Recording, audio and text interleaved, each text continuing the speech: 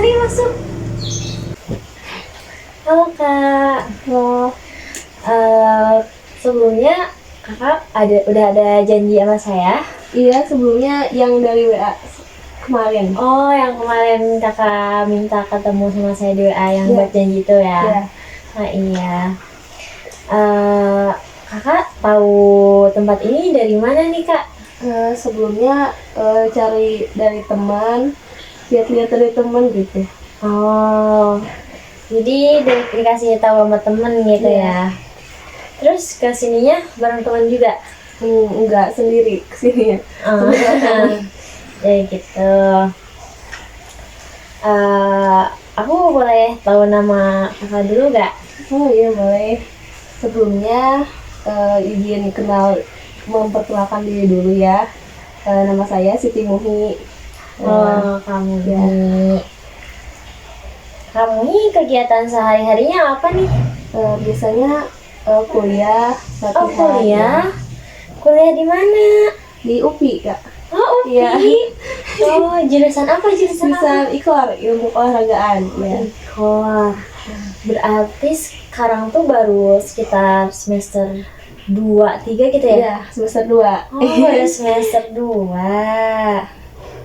Gimana perkuliahannya? Seru nggak? Di UPI loh. Seperti itu lah. Ada serunya, ada yang pahit-pahitnya. Iya.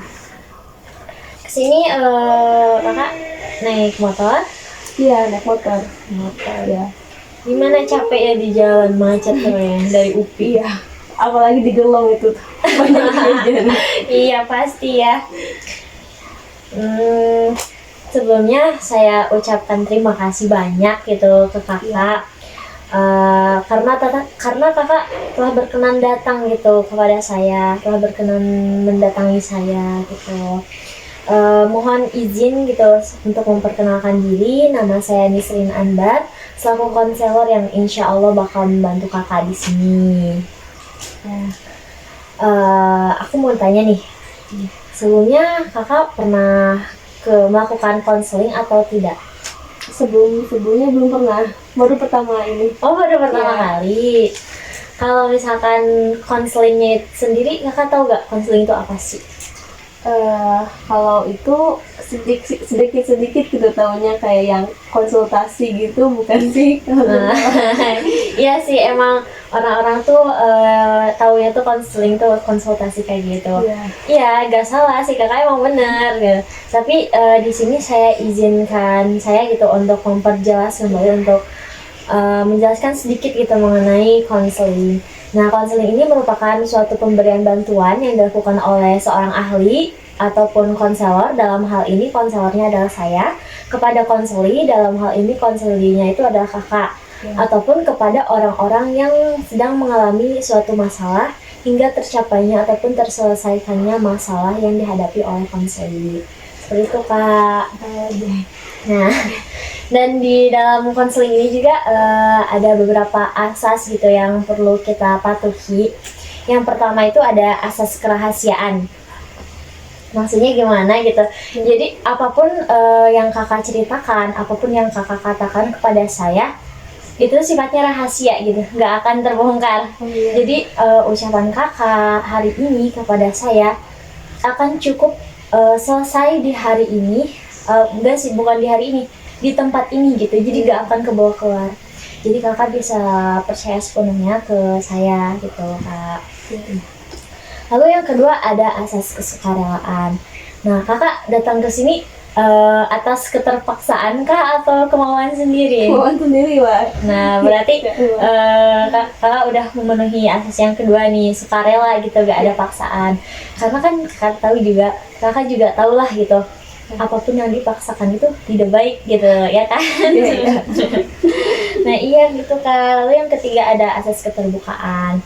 Jadi kakak tuh gak usah malu-malu gitu, ataupun berpikiran bahwa aku tuh bakal ngejudge kakak lah, nyalahin kakak. Enggak sama sekali gitu. Kakak bebas mengekspresikan diri kakak, apapun yang kakak katakan aku bakal dengerin gitu. Kakak gak perlu berbohong juga, terus jujur sejujur-jujurnya. Ya. gitu kak. Dan yang terakhir ada asas kegiatan. Nah, yang berperan aktif dalam kegiatan konseling ini bukan hanya saya saja seorang konselor, tapi kakak juga gitu sebagai seorang konseli. Iya. Karena kan di dalam konseling ini tuh konselor hanya membantu menyelesaikan ataupun membantu mencari jalan keluar, bukan membantu menyelesaikan. Jadi intinya keputusan terakhir itu ada di tangan kakak gitu. Kami selaku konselor hanya membantu saja kayak gitu kak. Nah jadi mungkin itu mengenai konseling dan asas-asasnya kayak gitu kak. Jadi gimana nih kak, kan kakak datang ke sini atas sukarela gitu. Ya. Terus gak mungkin kakak datang ke sini tuh karena iseng aja, pasti ada sesuatu lah. Kenapa tuh kak? Jadi saya tuh ya terbuka aja ya ini mah ya. Iya. Kan kalau setiap ada masalah itu suka panik, cemas, berlebihan gitu kak. Oh, terus Ya. gimana? Terus kalau kekagetin sama orang tuh kita tuh langsung lemes gitu kak. Dikagetin gimana Kalau kayak ada yang yang ngagetin, jahil kayak ya, gitu? suka lemes, langsung tiba-tiba lemes, gamut parah gitu. Oh, jadi moodnya tuh langsung berubah gitu ya, asalnya baik-baik aja, Iya. tapi karena temennya jahil, Iya. jadi mood kakak tuh berubah jadi Iya. down gitu Iya. lah intinya. Iya. Nah, Yang terus paling gimana parah lagi? itu tuh cemas sih, yang paling parah menurut saya itu Cemas. cemas. Cemasnya tuh karena apa tuh? Karena misalkan kalau sebelum pertandingan kan kebetulan saya juga atlet Oh, ya. kakak atlet? Iya. Atlet apa kak? Sebelumnya saya dari tanding silat. Oh, atlet Iya. silat. Iya. Wah, keren kakak.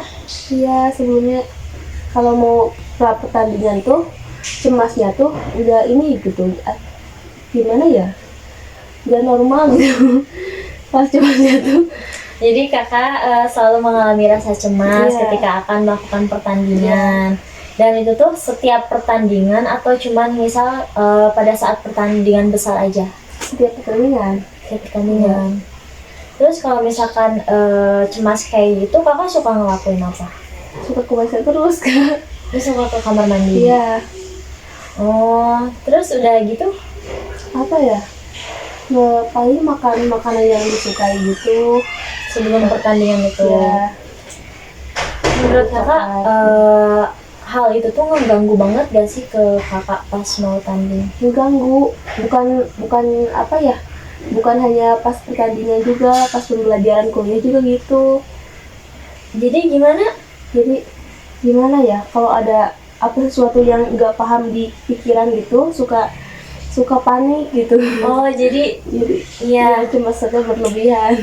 pada saat belajar juga. Ya. Kalau kan tadi kalau misalkan pada saat akan melaksanakan pertandingan, kakak selalu ke kamar mandi ataupun makan gitu. Kalau pada saat pembelajaran itu kakak biasanya gimana? Ya suka stres. Nggak bisa nyelesain masalahnya. Jadi kalau misalkan ngerjain tugas gak diselesain gitu tugasnya. Ditinggal dulu, nanti kerjain lagi gitu. Jadi kakak kalau misalkan dalam pembelajaran menangani cemasnya itu dengan meninggalkan dulu si Iya. pembelajarannya. Iya. Oh kayak gitu. Tadi kan kakak bilang kakak tuh suka cemas berlebih ya. Iya. Suka cemas berlebih, terus suka buang air kan kalau ke kamar mandi. Iya. Ke kamar mandi suka buang air. Nah, kakak perlu tahu nih dikit kalau misalkan rasa cemas yang kakak alami itu merupakan respon dari tubuh kakak gitu. Iya. Respon. Jadi wajar kalau misalkan kakak mengalami rasa cemas dalam hal akan melakukan pertandingan gitu, karena di dalam diri kakak itu ada beberapa unsur gitu ya, kan misalkan id, ego dan juga super ego. Iya. Id itu kan nafsu, ego itu diri kita sendiri, sedangkan super ego itu merupakan hal-hal baik gitu yang mengikuti norma. Id kakak, nafsu kakak tuh gak mau gitu menjalankan si pertandingan, bukan gak mau, tapi kakak tuh ngerasa takut bahwa kakak tuh akan gagal. Iya. Sedangkan super ego kakak tuh harus ngelakuin pertandingan itu karena itu tanggung jawab kakak gitu. Iya. Jadi dengan super ego kakak di dalam diri kakak tuh lagi bertarung gitu istilahnya tuh. Iya. Jadi menimbulkan reaksi cemas kepada kakak Iya. gitu, kayak gitu. Tapi kakak tetap melaksanakan itu kan pertandingannya. Iya. Nah, Tetap. iya. Nah, berarti yang menang tuh dari super ego kakak. Iya. Dan kalau misal dilihat dari tanda-tanda stres yang dialami seseorang ya, seringnya ke kamar mandi itu akibat dari tanda-tanda stres gitu. Tapi jangan takut nih karena dianggap tanda-tanda stres, karena mungkin jadi itu juga reaksi tubuh kakak terhadap rasa cemas. Ya kan, jadi tubuh kakak tuh bereaksi, kakak tuh pengen ke kamar mandi dulu kayak gitu. Ya gak apa-apa, tapi kalau bisa kakak bisa ngalihin ke hal-hal yang lebih baik. Mungkin kayak tadi kalau misalkan sebelum pertandingan makan itu emang tidak mengganggu kepada kegiatan kakak berikutnya, kakak bisa makan gitu, kayak gitu. Terus gimana nih kakak kedepannya mau kayak gimana? Kakak ada itu gak, apa sih namanya tuh, kayak ya ada pemikiran bahwa kakak tuh harus gini nih lain kali, jangan kayak gitu dulu. Iya. Ada nggak? Ada, iya. Seperti itu. Tadi. Kayak gimana coba? Iya, yang kayak lebih bisa mengontrol emosi gitu ya. Oke. Gitu. Misalkan kan yang tadi dari ke kamar mandi jadi makan yang disukai gitu. Iya. Terus lebih bisa mengontrol emosi juga gitu ya. Oh iya, yang tadi ya, oh iya kakak tadi cerita ya mengenai kakak yang suka down gitu kalau misalkan dijailin Iya. sama teman. Nah, itu kenapa sih kakak bisa nyampe down gitu? Kan teman kakak itu apa ya, cuman jail itu kan bercanda gitu, nggak serius. Tapi kenapa? Iya. Apakah kakak punya masalah lain gitu, ataupun ya hal-hal yang tidak mengenakan kepada diri kakak? Jadi kakak seperti itu ke orang lain gitu. Ya, sebelumnya pas SMP juga dulunya pernah mengalami trauma gitu kak. Trauma? Ya, Trauma kenapa? dulunya pernah dibully gitu. Dibully. Iya. Terus sekarang masih? Enggak sekarang, tapi Enggak. trauma yang dulunya tuh masih ada nyampe sekarang gitu, melekat sampai sekarang. Ya, jadi kalau mau berteman tuh mikir-mikir lagi gitu, takutnya isi itu mah jahat gitu kayak kemarin. Itu pada saat maaf nih ya, kakak dibully dulu, hal yang biasa orang-orang lakuin ke kakak tuh kayak gimana sih? Seperti apa, dalam bentuk apa? Dalam bentuk perkataan, kadang juga apa ya, nyembunyiin barang gitu kak, kayak sepatu disembunyiin gitu, diomongin gitu. Itu tuh berjalan berapa lama dibully itu tuh? Semenjak kelas 1 nyampe kelas 2 gitu. Kalau udah nyampe kelas 11 sampai kelas 12 mah kan semenjak itu punya prestasi, jadi udah itu mah nggak dibully lagi gitu.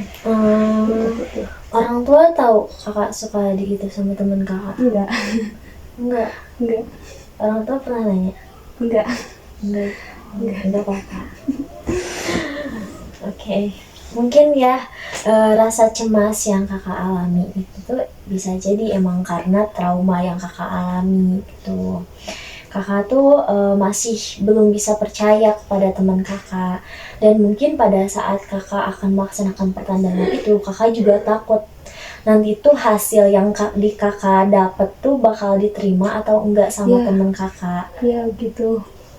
paling sempelati gitu. Nah iya, terus kakak tuh takut kalau misalkan kakak nggak mendapatkan hasil yang memuaskan, kakak tuh ditinggalin ataupun perkataan-perkataan yang bakal mereka lontarkan tuh bakal menyakiti hati kakak lagi. Iya bener. Kakak tuh cemas karena hal itu. Iya. Nah, tapi tadi juga kakak bilang semenjak kakak punya prestasi di tingkat kelas 11 dan 12, kakak jadi nggak dibully lagi. Iya. Nah, kalau misalnya aku boleh ngasih saran gitu ya kak, seharusnya kakak tuh sekarang tuh udah bisa gitu bangkit lagi, karena kakak juga tadi udah sadar gitu, udah menyadari sendiri bahwa dengan kakak punya prestasi, kakak tidak dibully lagi. Apalagi sekarang kan kakak di pertandingan yang besar-besar gitu, kayak itu kan nasional kan. Iya, tingkat Jawa Barat lah. Iya, tingkat provinsi kayak gitu kan. Nah, itu tuh udah luar biasa banget gitu kak. Prestasi kakak tuh udah luar biasa banget. Jadi kakak nggak perlu overthinking kayak gitu. Dengan dipilihnya kakak gitu sebagai perwakilan dalam perlombaan itu pun, itu tuh orang-orang tuh udah ngedukung kakak banget, udah sayang ke kakak. Kakak tuh is the best lah intinya, kita udah luar biasa. Jadi mereka milih kakak gitu buat mewakilin gitu kak. Dan seharusnya kakak udah nggak cemas lagi, udah nggak panik lagi, soalnya kakak udah punya teman-teman yang kayak lain gitu. Iya. Jadi gimana nih? Jadi kedepannya kakak mau kayak gimana?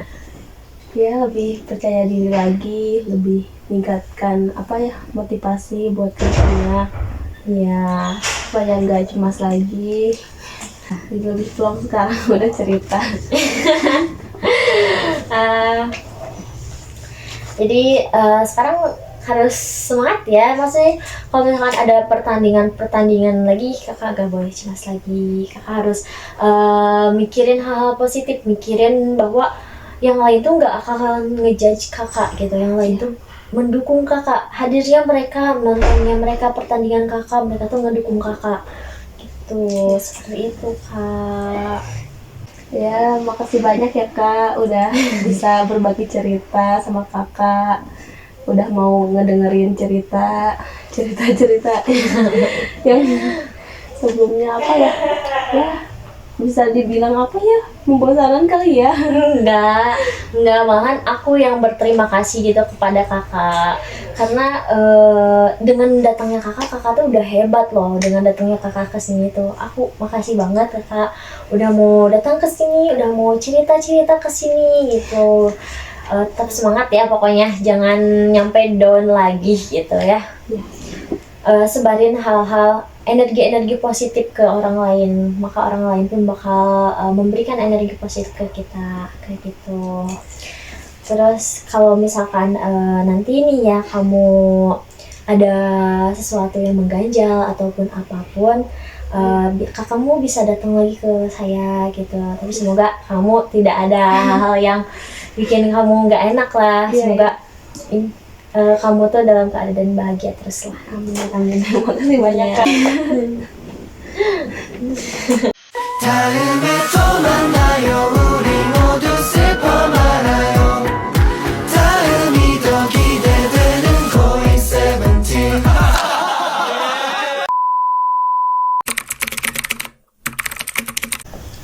Sebelumnya cemas banget kak, jadi cemas berlebihan, masih cemas gitu. Kalau itu udah mulai terbuka gitu, cemasnya tuh udah perlahan menghilang gitu, sedikit-sedikit. Rasa traumanya itu sedikit berkurang gitu. Kalau udah selesai di konseling, alhamdulillah kak, sudah cemasnya sudah menghilang gitu, nggak menghilang sepenuhnya, tapi udah perlahan gitu menghilangnya tuh dikit-dikit gitu. Tapi udah jadi plong gitu sekarang, udah cerita ke kakak. 버스 안에서 going 이불 속에서